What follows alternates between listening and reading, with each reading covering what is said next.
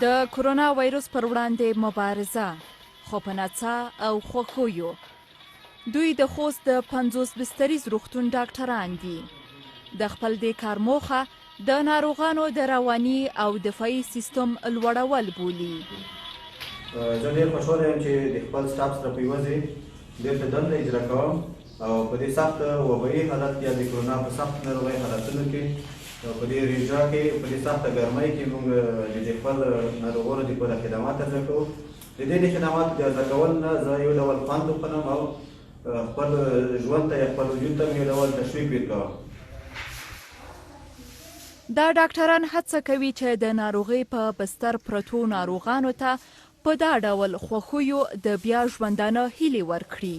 ډاکټرانو نه نرسانو نه موږ ډېر خوشحال یعنې موږ دا رقم ته خدمات چا نه دی کړی لکه دغې ډاکټرانو چې وکړو دې نرسانو چې وکړو دغې کارګرانو چې وکړو. له یوې سختې مبارزې په کامیابۍ وتل. 50 کلن دی، تازه په تازه له کوویډ 19 ناروغۍ رغېدلی دی.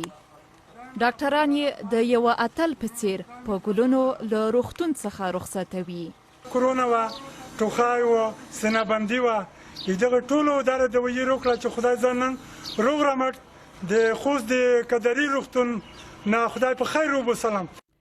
یوې خواته له کرونا وایرس د رغېدو خوښۍ، خو بل اړخ ته دلته ورځ تر بلې پر کرونا وایرس د اخته کسانو شمیر په زیاتېدو دی. د عامې روغتیا وزارت اصلي لامل یې قرنطین په پام کې نه نیول بولي او یو ځل بیا پر خلکو غږ کوي چې په کورونو کې پاتې شي. خو داسې ښکاري چې ډیری د دغه وزارت سپارښتنې بابیزه ګڼلي او د اختر پر رارسېدو یې ټول بندیز مات کړی.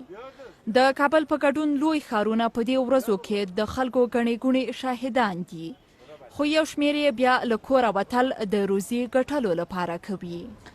د خوړو نړیوال سازمان خبرداری ورکړی چې سږکال به په نړۍ کې په میلیونونه کسان له لوږې سره مخامخ وي، ځکه چې خوړو ته د اړمنو کسانو شمیر به 2 برابره شي. د دغه سازمان په خبره د افغانستان په ګډون 15 هیوادونه دي چې سخت به له دې خطر سره مخامخ وي او لامل یې کرونا او جګړه په ګوته شوې ده. شازیه حیا، BBC کابل.